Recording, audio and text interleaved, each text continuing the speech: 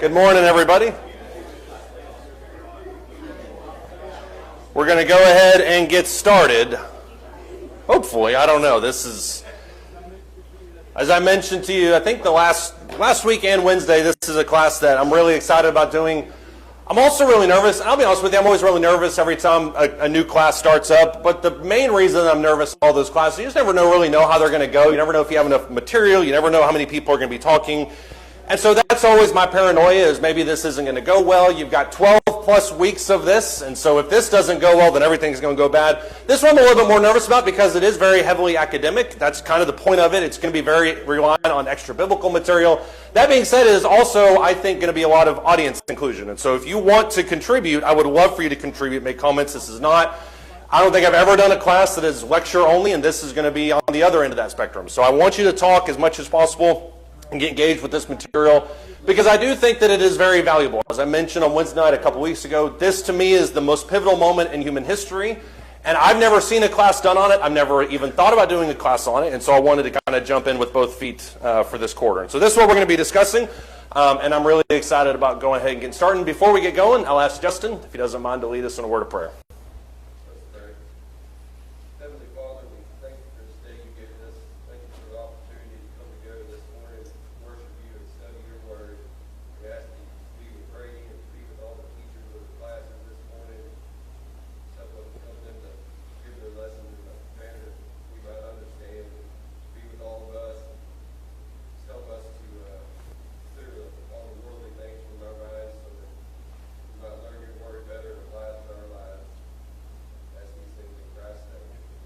And thank you.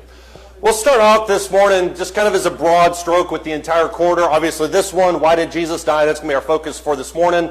As you can tell as we go through this material, this one will be kind of an introduction. This will be kind of a very broad scope. We'll kind of dial it in this class and next week and the week after.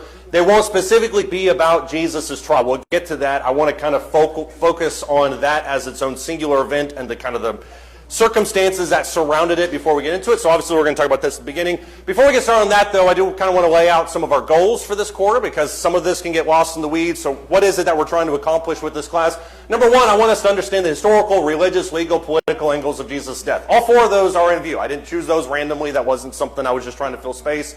This is coming at it from multiple different angles. Why is it that Jesus was persecuted? Why was he an issue for the Romans? What were the mechanics of the Jewish legal system that kind of expedited that process? How did the Jews use it to their kind of own benefit?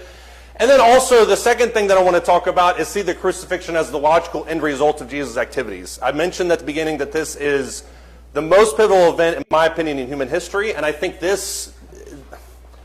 crucifixion, when you look at it from a long view, instead of just isolating it with the end of the Gospels, I think you see it more as, well, it's actually a wonder he survived 3.5 years, if you think about all the things that kind of went into that. And so the challenge for us with this quarter is, how deep do we want to go into this? And so if you want to take these 2 points and kind of jump off on your own with some resources, I can certainly point you to them, because I think there's lots of things that we can kind of explore on that. That being said, the second point is pointed to in the Scriptures. Romans chapter 5 and verse 4 says, at the right time Christ died for the ungodly. And I don't think that's an accidental point. I don't think Paul is just talking to talk. I think he's saying those things because he's saying the crucifixion of Jesus happened when it should have happened, when it was supposed to happen. And so that's something that we'll talk about throughout the course of this quarter. But those are our 2 goals as we get going this morning.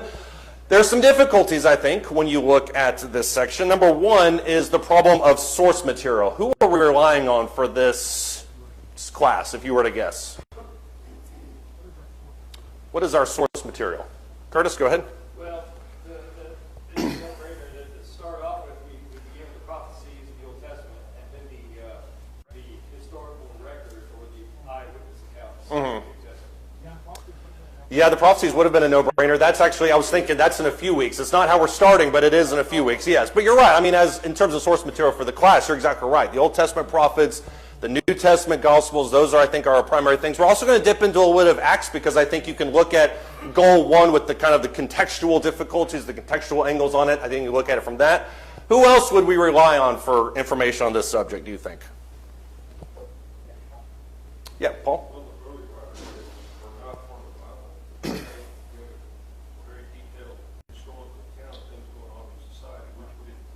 Right. It wouldn't be looked at from a religious perspective, but from a Yeah, and I think that's another part of it, and that you kind of hit on two things at the same time. If you look at writers from the time period, Jesus' crucifixion in large respect was a non-event. And that's what I think is shocking, because 2,000 years later we look at it as, I've said now twice, the most pivotal event in human history. From the time period, it was just another guy. It was just somebody else that was executed. And so the reliability of information close to it is not really there, because it just doesn't exist for a lot of reasons. When you move past that about 100 years plus, you look at the early writers, you look at the early Jewish writers, and they kind of angled it from a different perspective. Well, they said, well, this is obviously religious in scope. You look at it from a Jewish perspective, they're trying to justify it. Then you fast forward 1,000 years, and you've got all these myths that are built around it. So it is hard, I think, when you look at source material to try and find something that's reliable. Even if you're looking at things around that time period, Josephus is a very common kind of historical writer from this time period. Josephus is heavily slanted, as we'll see a little bit during this quarter, but he also has specific aims of his own that he's trying to get to. And so when you're dealing with source material, you're also simultaneously dealing with the bias of that source material. A lot of people will argue that the Gospels are not appropriate. Why? Why would they say we can't take the Gospels as historical account of these events? Curtis, go for it. It said that they're biased toward it. They're going to, in fact, solely be accused of acknowledging events to try to make out a mythical, on a mythical plane of their hero. Yeah, the gospel writers are all, even if you take Mark, which is thought to be the earliest gospel that's written, right around AD 50, you're talking about 20 years from the event. So obviously there's going to be a lot of myths, as you talked about, kind of exaltation of heroes. So it is going to be skewed, not necessarily in favor of a crucifixion, but in favor of kind of what it was all about and the point of it being this huge event. Why else would you have a problem with the source material? Why would people say you can't take the Gospels?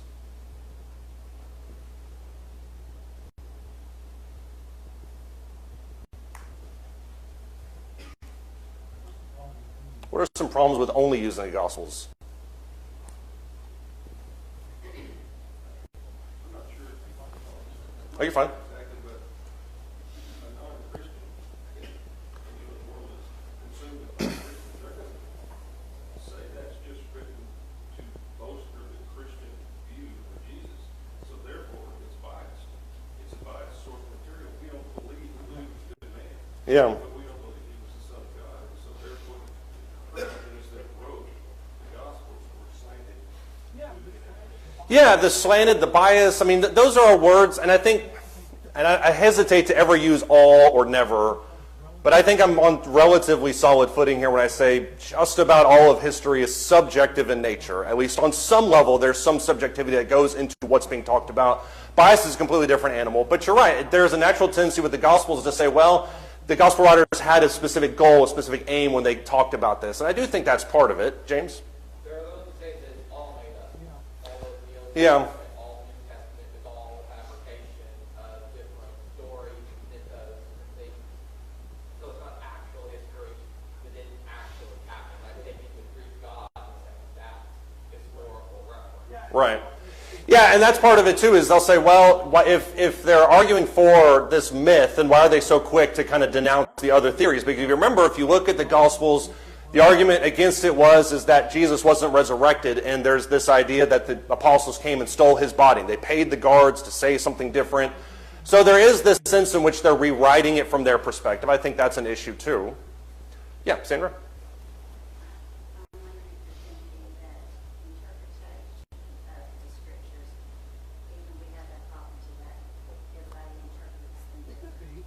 It could be. And of all the events, though, the crucifixion is the one that should not be, quote-unquote, open to interpretation. It's the most foundational idea, I think, in Scriptures. But you're right. There are people that would say, well, that you can kind of interpret it this way. And even when you see modern-day people try to take away the idea of the resurrection, they'll say, well, he just swooned or he passed out. And I think most of those fall by the wayside. I think generally the agreement is that he died, was buried, and was resurrected, but you still have some of that too. I think part of the issue with this is that we only have it from one side. If you're making an argument from this, if you're seeing the gospel writers and they're talking about the resurrection, you're only really hearing one half of the story. And so that's what some people would argue, is you can't take the gospel writers because obviously they're skewed towards Jesus.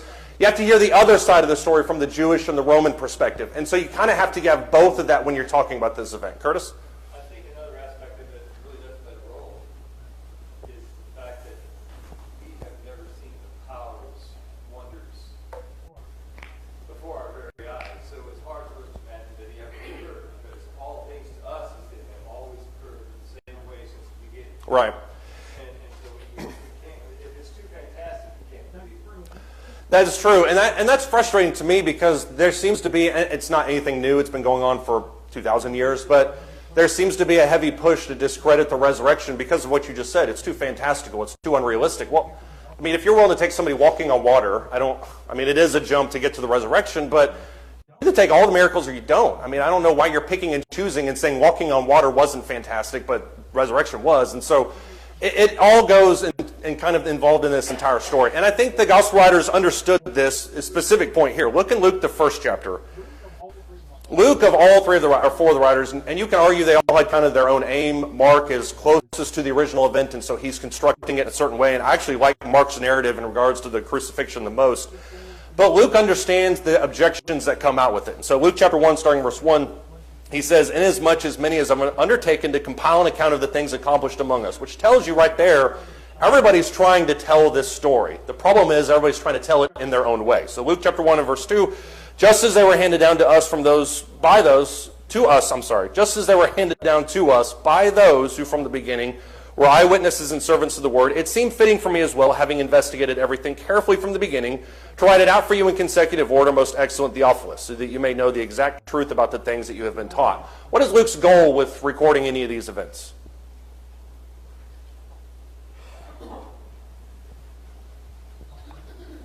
Curtis and then Paul. To accurately portray the facts of the matter. Okay, so to accurately portray the facts of the entire matter. Because remember, Luke was not a part of this early group. He was with Paul in his writer or his accounts and his travels, but I don't think he was with, he may have been, I'm going to put a caveat and asterisk on that. I don't think he was with Jesus. I think he came after the fact through Acts, and I may be wrong on that. Somebody can correct me if they want to. Paul? Luke records this much like just a historical narrative. He doesn't really try to put all the things that come into controversy Right. in this. So this is just a historical story.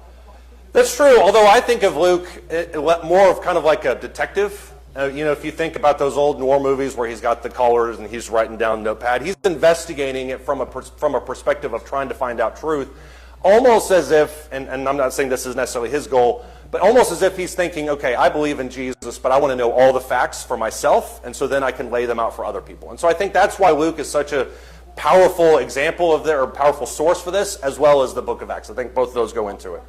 When you also talk about this bias of source material, there's other issues like we talked about a second ago, the idea of seeing it from the other angle. And this is a side of the crucifixion that we sometimes don't give credit to. I think it's really, really important because you can see how this story was shaped over the last 2,000 years. If you fast forward a couple hundred years after the crucifixion, you've got a distinctly Hebrew perspective where they're trying to rationalize everything. And this happens not too long after this, and this is a guy writing about it, the Jewish perspectives from a kind of a lump sum. He's just kind of summarizing this. He says, we have no testimony from the high priests Annas and Caiaphas, but they all plausibly believed that we're fulfilling a vital social obligation by securing Jesus' trial and execution. What do you think about that? Because that's a part of this that we sometimes don't talk about, is that, yes, the Jews were evil in this time period for doing what they did to Jesus. The ones at that trial, obviously. Annas and Caiaphas, clearly biased. But this speaks more to the motivation. What do you think about that? They believe that it was correct in that Jesus was causing such a social evil that he had to get rid of the source to get society going. That's true. I mean, they do think that they needed to get rid of Jesus because, like you said, he was causing this huge social upheaval, and there was going to be issues with that. If they didn't get rid of him, it was going to be 10 times worse for them with the Romans and all those things. Ken? The social upheaval would cause problems with the Romans. They didn't want that. They didn't want the Romans to come in and just obliterate the Jewish religion. That's true, and you can make a counterpoint to say that what they were really worried about was the idea that they would take their place away, because that's the type of turnover you see as well. If right.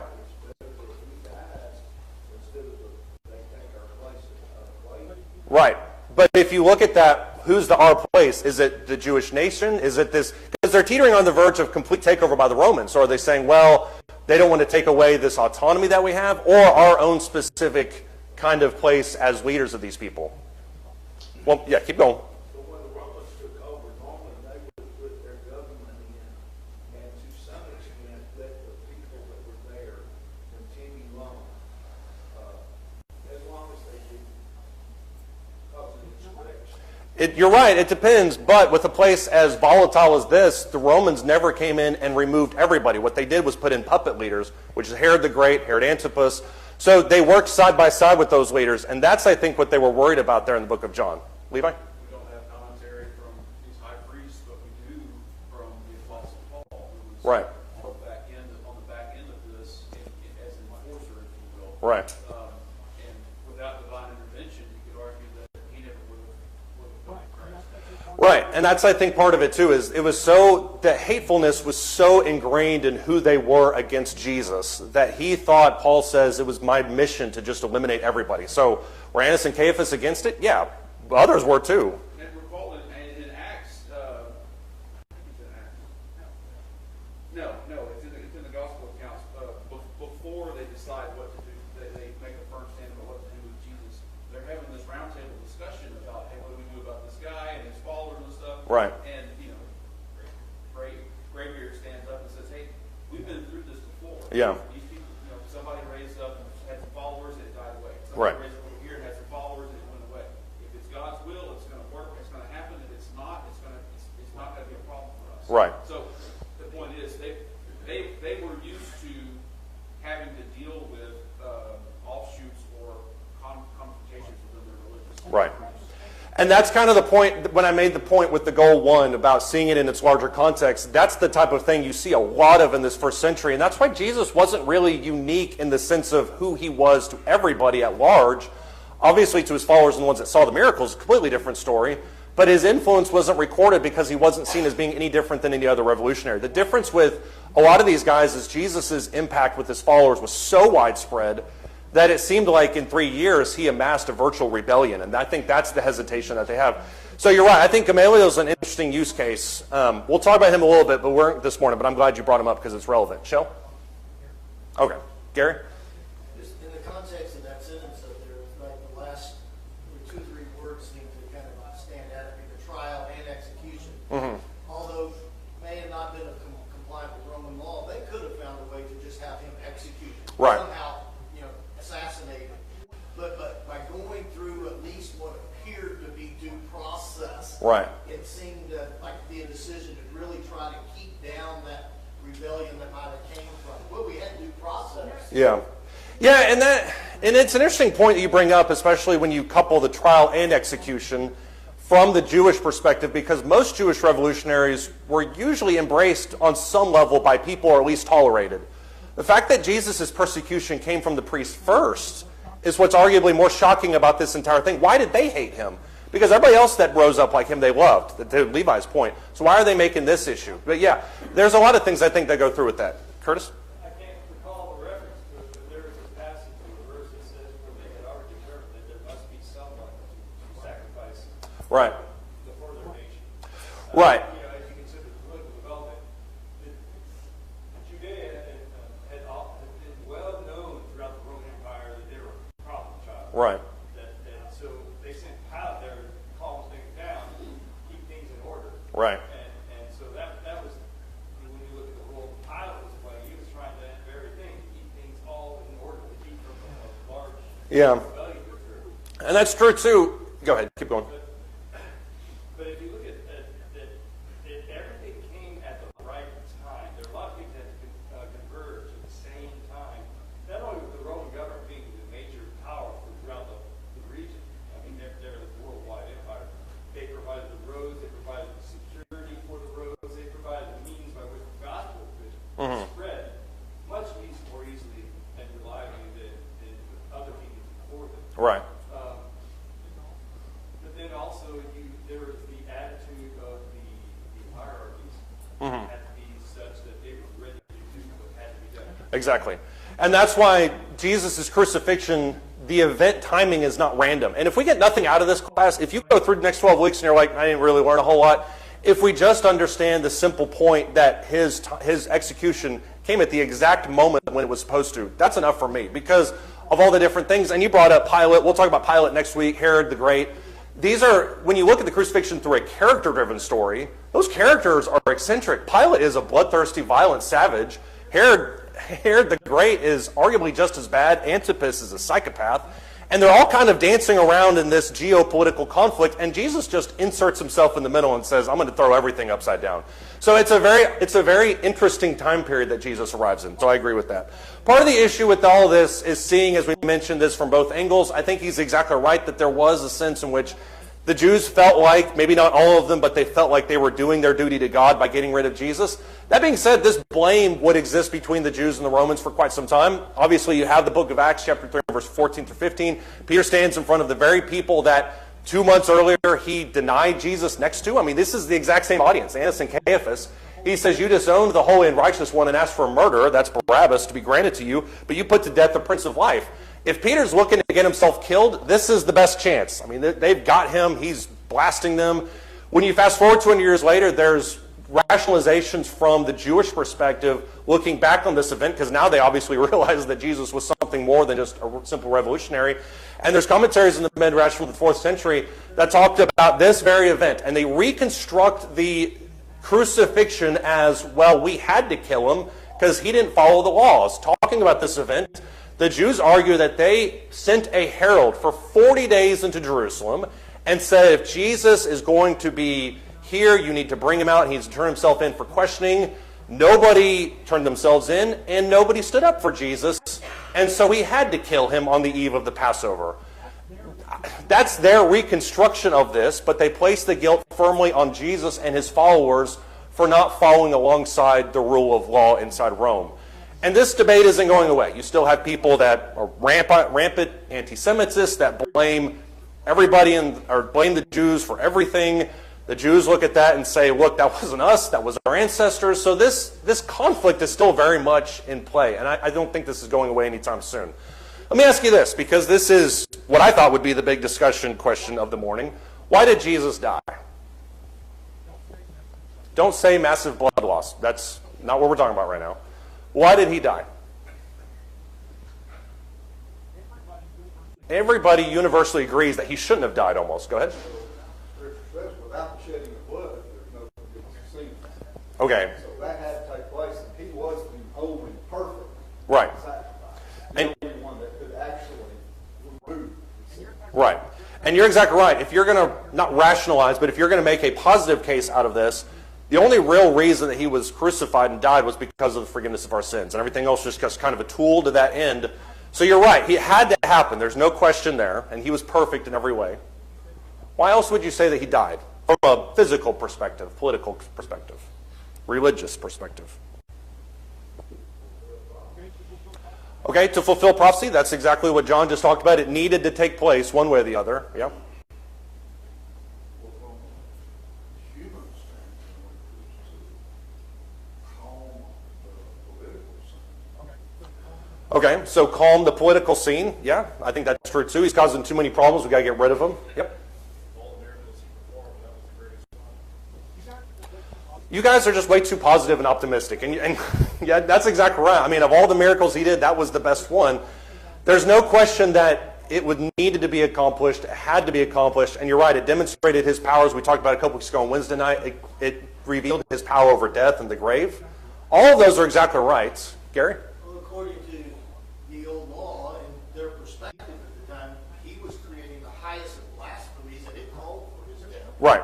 There's no question that the primary reason, or maybe justification is a better word for it, the best justification from the time period is blasphemy. Look at Leviticus chapter 24.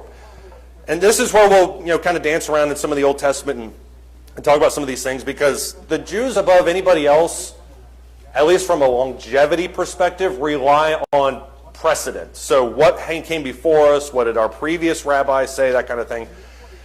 And this one is literally right at the beginning of everything. Leviticus chapter 24, starting verse 10. It's kind of a really random nugget that's thrown in here. Oftentimes Leviticus is very It's very doctrinal, but you have these historical things that kind of buttress the case. This is one of the moments. Leviticus chapter 10, verse, or 24 and verse 10, rather. Now the son of an Israelite woman, whose father was an Egyptian, which shows you, by the way, we just got done with Exodus, there were hangers-on in the camp, whose father was an Egyptian, went out from among the sons of Israel, and the Israelite woman's son and a man of Israel struggled with each other in the camp. And the son of the Israelite woman blasphemed the name and cursed. So they brought him to Moses. Now his mother's name was Shelemith, the daughter of Debri, the tribe of Dan. Just in case there was any question who he belonged to. They put him in custody so that the command of the Lord might be made clear to them. And the Lord spoke to Moses, saying, bring the one who has cursed outside the camp. Let all who heard him lay their hands on his head. Let all the congregation stone him. You shall speak to the sons of Israel, saying, if anyone curses his God, then he will bear his sin. Moreover, the one who blasphemes the name of the Lord shall surely be put to death. All the congregation shall certainly stone him. The alien as well as the native, when he blasphemes the name, shall be put to death. There's no question here. There's not a lot of capital punishment type laws in the Old Testament. Blasphemy is one of them. The guy that comes out and he gets in a fight, he blasphemes the name, he curses God, he's immediately stoned. Why? Why is blasphemy a capital offense?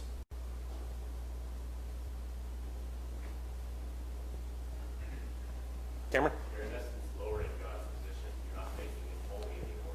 You're making him just one of us. Bingo. If blasphemy we oftentimes think is using it in vain or some, and those are accommodating definitions. The real idea of blasphemy, as you mentioned, is to take the name of God, to profane him, bring it before the temple, profane him before the temple, and bring it down to the level of men. Did Jesus ever do that?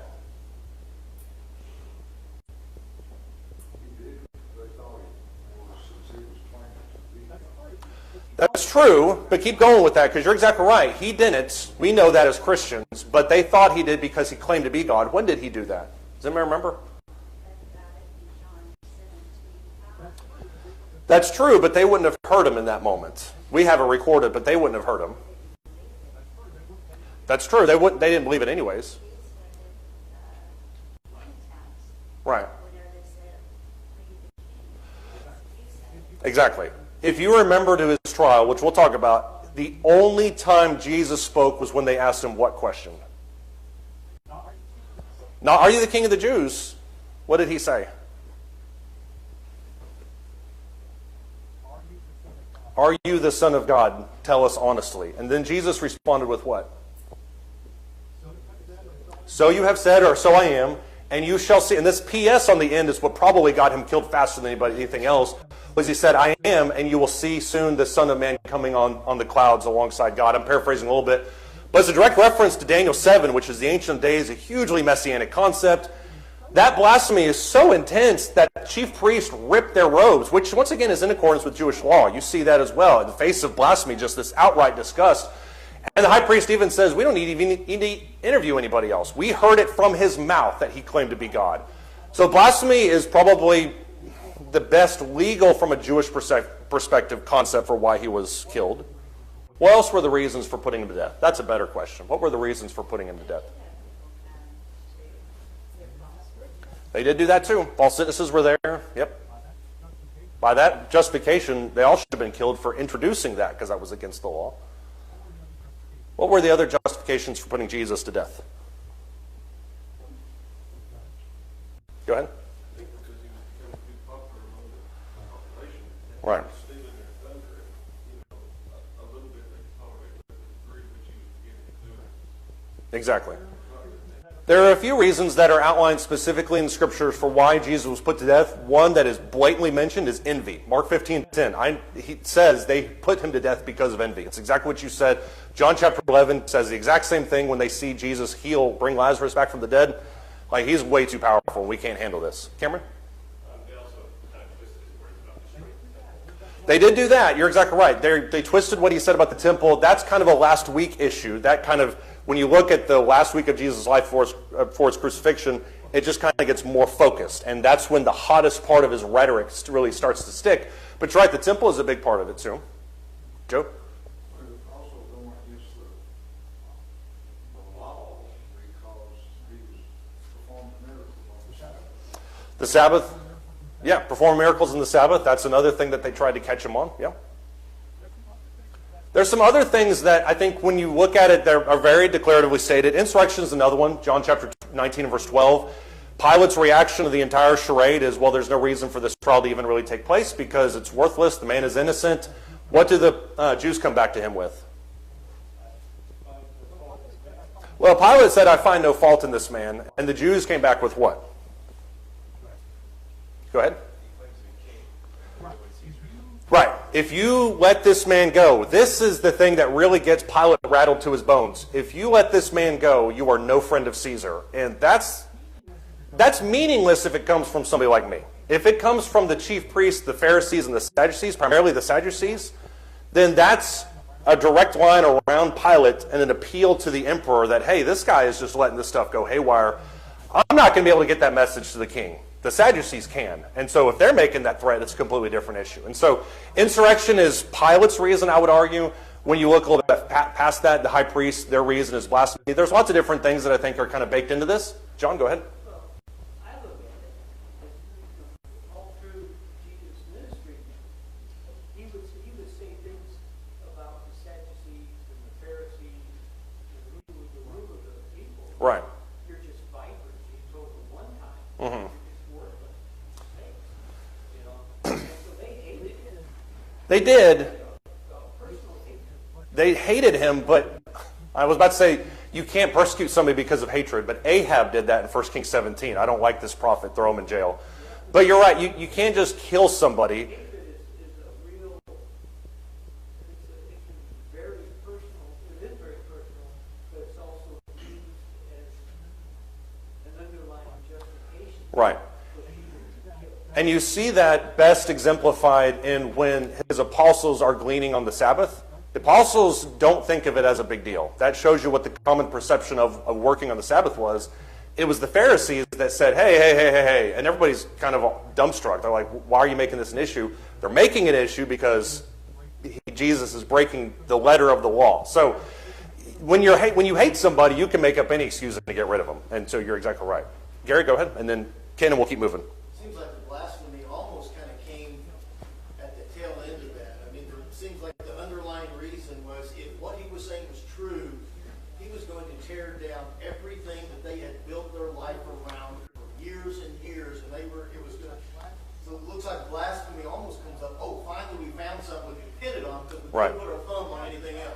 Yeah, there's not, like we mentioned earlier, there's not a lot of capital punishment crimes. And so if you're going to kill somebody, you've got to find them on one of those 7 or 8 charges. And Jesus isn't murdering anybody. As a matter of fact, he's doing literally the opposite. So you have to pin him on something. But you're right, I think blasphemy is the one, if you're going to find a legal charge, that's the one to pin him on for sure. But it all stems from that hatred and envy. Kim? A couple of things. One, Galatians 4 tells us that this is a particular time Right. that God picked to redeem everybody from the old law. Right. That's why he sent Jesus at this time. Yep. They had to have a charge that was a capital punishment charge because Jesus himself couldn't do it. And I think if we look at Acts 18, when Paul was taken before the whole council, Mm-hmm. if this is a question of your religion or your words or whatever, just leave me out of it. Mm-hmm. The Romans didn't really, Yeah, as long as your religion didn't cause them any problems. you're right about that, but you've got multiple people at play here. And what you mentioned is, I think, right, because when you look at the high priest, Pilate, you've got to find something that meets both of their ends, because the way in which the political structure in Judea right before this and leading up to this is, if somebody goes against Rome, they're flip-flopped. If somebody's anti them, they remove them and place with somebody else. Same goes for the Romans. If Roman isn't taking care of things, move them and they're gone.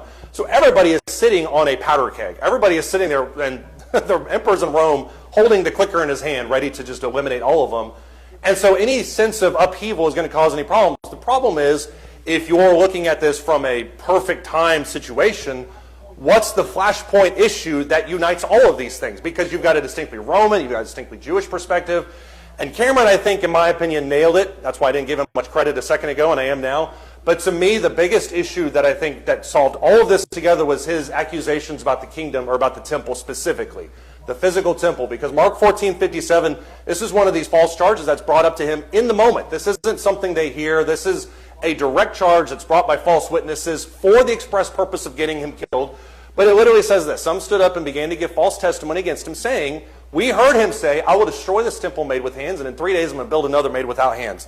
Why is that such a problem for everybody? Jew or Rome? Jewish or Roman, whatever that is. Why is that such a problem for everybody? Because this gets everybody's attention. Paul? Well, the Jews is pretty obvious, 70% of everything, but for the Romans, if that were to happen, then the Jews would be, they would uprise. So that would be a problem for the Romans to try to expose the Jews. Exactly. If you are the governor of an area and the most important religious element, in whether you believe in it or not, the most important religious structure in your area is annihilated, that's a problem for everybody. If you are a chief priest and the temple is gone, what's the source of your power anymore? So the temple became this flashpoint issue, which, by the way, if you fast forward to Acts chapter 6, 13 through 14, that's the exact charge brought against Stephen, was that he spoke out against this temple. That's why Stephen in Acts chapter 7 says that God doesn't dwell in temples made with hands. This charge against the temple is both baseless and a red herring, or I'm sorry, it's a, whatever the word is, it's a false charge about everything. It's just a complete diversion from it. When you look back in the history of the Jews, this kind of tracks, especially in the book of Maccabees. Maccabees happened about 60, 70, well, about 100 years before Jesus' crucifixion, 60 to 70 BC. There's an issue where the Maccabees are being confronted with somebody who's trying to destroy their temple. This is written in the vein of the Jews. First Maccabees chapter 7, verses 37 to 38. Lord, you chose this temple to bear your name. Take vengeance on this man, the Roman, the Greek, the one who comes in here and tries to desecrate it. Take vengeance on this man and his army. Let them die in battle. Remember how they spoke evil of you. This is the level of intensity by which they defend the temple. And so if Jesus is out in Galilee, as we'll see next week, up in Decapolis and the Greek cities of Judea, nobody really cares what he has to say. When he comes into Jerusalem, he basically just does everything possible to get himself killed, beginning with this type of rhetoric. So you can do whatever you want to a certain extent. You start speaking out against the temple, and especially how you're going to destroy it, then we've got an issue there. Does anybody have thoughts or comments? What's fascinating about this, and we mentioned several times this morning about how there were lots of people that were kind of doing roughly the same thing. It's striking how many people looked and talked and said exactly the same things as Jesus within the same time period, and yet were completely ignored. And I think there's a reason for this. The guy literally has the exact same name, Jesus ben Ananias, and I'm mispronouncing that obviously. He was somebody who claimed to be a prophet, claimed to be the Messiah. Everybody kind of saw him as a crazy person. He dwells outside of Jerusalem for the most part. Then he shows up inside of Jerusalem, and for the period of 7 to 10 years, he starts speaking out against the temple. And this is Josephus, which Josephus dedicates almost an entire page to this guy, and literally 2 sentences to Jesus to show you the kind of the difference there. But this is what's recorded about him. Thereupon the magistrate, supposing that the man was brought under some supernatural impulse, brought him before the Roman governor. There, although he flayed to the bone with scourges, he neither sued for mercy nor shed a tear, but responded to each lashing with woe to Jerusalem. There's like 5 things inside of that sound exactly like Jesus. The scourging, Jerusalem, brought forth, woe to Jerusalem, all those things. But he is let go and allowed to keep talking about this within the temple courts. The primary reason that he's allowed to do this is because nobody cares what he has to say. He's seen as those crazy person. If you've ever been to a major destruction site, they always have, it seems like, prophets around there speaking how this is a harbinger of some kind of new destruction. I remember going to 9/11 a couple years after that happened. There was a guy who claimed to be speaking from Nostradamus' teachings, and nobody really cared. It's kind of what he's all about. But why do you think the other reason is nobody cared what he had to say? And look specifically at the date of when he's doing all this.